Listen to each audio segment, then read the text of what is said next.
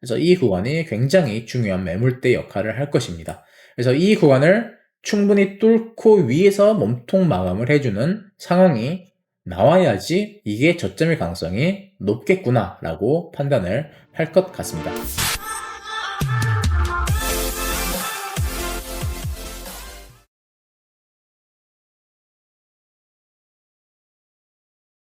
네, 안녕하세요 여러분들. 녹화 방송으로 한 번 더 진행해 보도록 할게요. 오늘 아침에 생방송을 했는데요. 여러분들에게 일단은 제가 지금 어떻게 차트를 바라보고 있고 어느 구간을 깨야지 우리가 다시 한 번 더 추가적인 상승의 힘을 볼 수 있는지 한번 알려드리도록 하겠습니다. 자, 일단은 과거 녹화 방송에서 보시고 싶으신 분들은 유튜브와 디스코드에 링크가 있고요. 그리고 녹화 방송에서는 이러한 구간에서 지지가 나올 수 있다라고 공유를 해드렸는데 한번 짚어보도록 할게요. 주봉이 음봉으로 마감할 시에는 이 구간에서 내릴 것이다 라고 말씀드렸죠. 지금 고점 두 번 다 높일 때마다 어떻게 되고 있죠? 음봉 캔들로 빠르게 꼬리 달면서 눌리고 있어요. 뿐만 아니라 거래량도 보시면 장악을 하고 있죠. 전 캔들에 대한 장악 거래량 캔들이 나왔기 때문에 만약에 이게 도지로 나와도 하방 어느 정도 예상을 하면서 매매를 하셔야 돼요. 그리고 차트는 말씀드린 대로 추가적인 하락으로 이어졌습니다. 그리고는 지지 구간들을 총 4군데를 알려드렸죠. 첫 번째 구간은 여기였지만 여기서는 롱 타점보다는 단기적인 반등 자리로 봤고요. 우리가 이제 봐야 될 구간들은 이 동그라미로 표시를 해드리면서 여기서부터는 매수를 들어가도 된다 또는 생각해봐도 되는 구간이다 라고 말씀드렸습니다. 자, 1차적인 자리에서 어떠한 그림이 세력들이 그려졌는지 봐보도록 할게요. 보시면 하락 추세선 있고요. 상단 추세선이 있는데 좁아지는 하나의 웨지 패턴이 나왔죠. 그리고 이 패턴이 한 추세에서 끝자락에서 나왔습니다. 그렇기 때문에 우리는 생각할 수 있죠. 이게 엔딩 다이아고널이 될 수 있겠구나. 그래서 이 자리가 굉장히 손익비가 좋은 자리라고 생각할 수 있고요.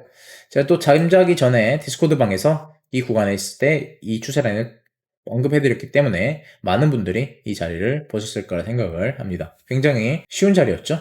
상승폭 같은 경우에는 이더리움이 훨씬 높았고요. 저점부터 봐보도록 할게요. 14%, 15%고요. 이번 금리 발표 이후에 상승폭도 10% 정도가 됩니다. 비트코인 같은 경우에는 이번에 상승폭이 대략 5% 미만이고요. 한 5% 정도라고 보면 되겠네요.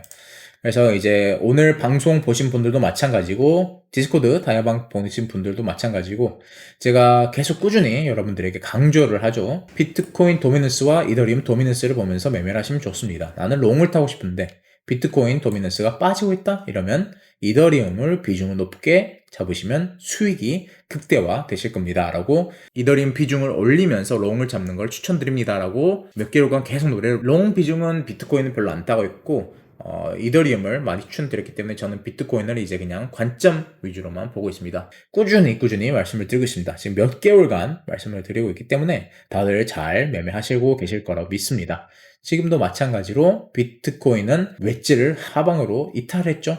이러면 이제는 비트코인은 롱 웬만하면 안 잡아야 돼요. 큰 상승이 안 나올 가능성이 높아요.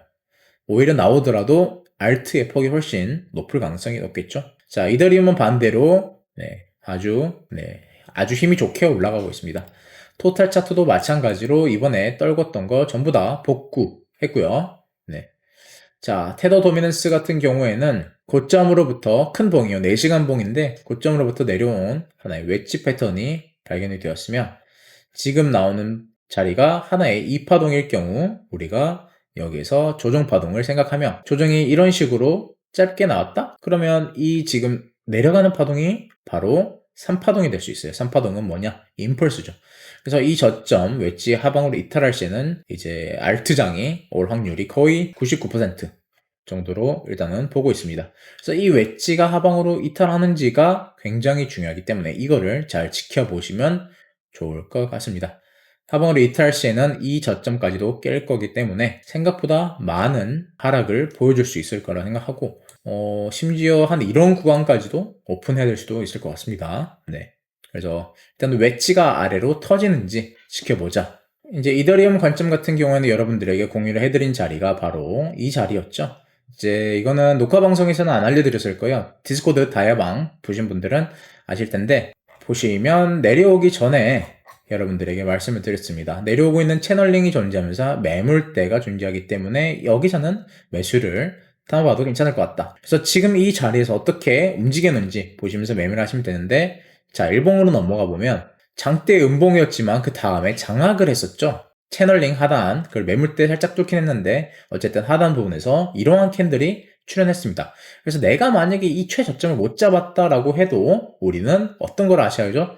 그렇죠. 제 강의를 보신 분들이라면 장악이 나왔어? 되돌림 주고 다시 올라갈 가능성이 있겠네 라고 생각을 하셔야겠죠. 자, 그래서 제가 여러분들에게 또 알려드렸죠. 혹시나 다이어트쯤 매물대 못 들어가신 분들은 382부터 4230불 이 매물대까지 대기하고 매주 들어오면 다시 추격하는 방법도 괜찮아 보인다. 또는 하락 추세가 깨지면 들어가는 것도 괜찮아 보인다. 자, 저 자리가 바로 이 매물대 자리입니다. 382부터 저점 4230 이 구간까지. 그래서 이 구간에서 어떠한 캔들을 만드는지가 중요할 것이다. 그래서 결국에는 이때 말씀드렸을 거예요. 관점. 되돌림 줄 때. 일봉 마감이 여기였으니까. 그렇죠? 결국에는 주고 상승한 모습이 보이죠. 그래서 여기서 좀 타점이 안 좋게 들어왔다. 나는 맨 위에서 들어왔다. 라고 해도 최소한 15%의 상승률을 충분히 보실 수 있었을 거라 생각을 합니다. 신고점을 벌써 도달했죠?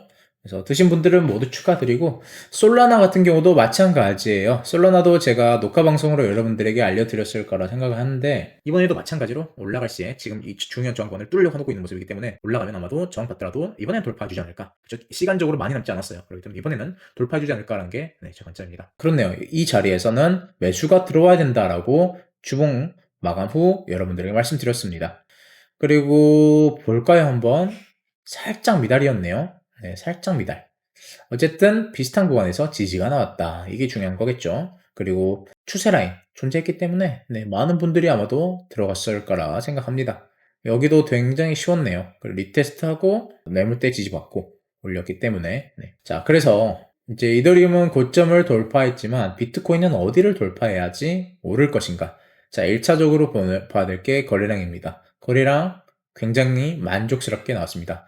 고점에서 던진 거래량만큼 저점에서 받아먹으면서 올렸죠. 그 뜻은 추세가 바뀌었을 가능성을 알려주고 있는 첫 번째 신호이고요. 두 번째 같은 경우에는 일봉이 크나큰 거래량 캔들 장악이 나오고 있는 상황입니다. 자, 주봉으로 넘어가 볼게요. 주봉 제가 어떤 캔들이 나왔으면 좋겠다라고 말씀드렸죠? 다야 관점 가보면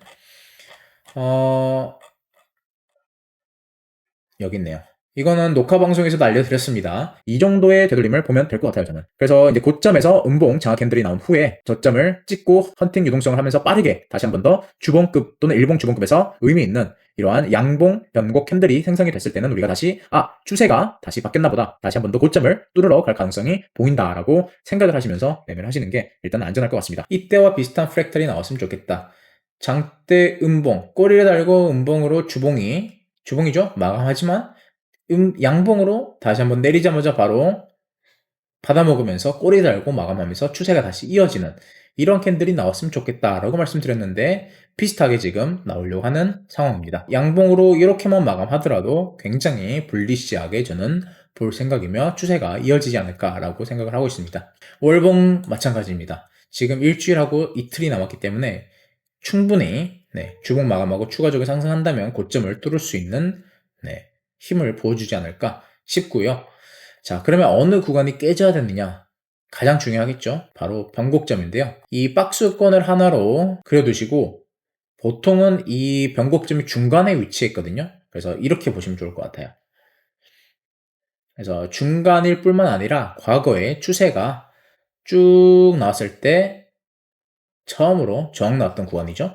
그리고 추가적으로 떨구기 전에도 저항이 꾸준히 나왔던 자리이며 올라오고 지지받고 다시 신고점 돌파했던 자리이며 내려왔을 때도 저항이 나오고 눌린 자리. 그래서 이 구간이 굉장히 중요한 매물대 역할을 할 것입니다. 그래서 이 구간을 충분히 뚫고 위에서 몸통 마감을 해주는 상황이 나와야지 이게 저점일 가능성이 높겠구나 라고 판단을 할 것 같습니다. 뭐 그 전에도 솔직히 말씀드리면 굉장히 불리시해요. 이 캔들 자체가. 최근에 나왔던 캔들 중에 굉장히 제일 불리시한 캔들이죠. 그래서 거래량도 마찬가지고요. 일단은 긍정적이게 보고 있습니다. 네, 여러분들 다이어트 타점 보시고 녹화 방송 보시고 수익 보신 분들 메시지도 주시고 하신데요. 모두들 축하드리고 안전하게 매매하시면서 이번 알트장에 와서 꼭 네, 여러분들의 시드가 폭발했으면 좋겠습니다. 다들 좋은 주말 보내시고 다음에 뵙도록 할게요. 감사합니다.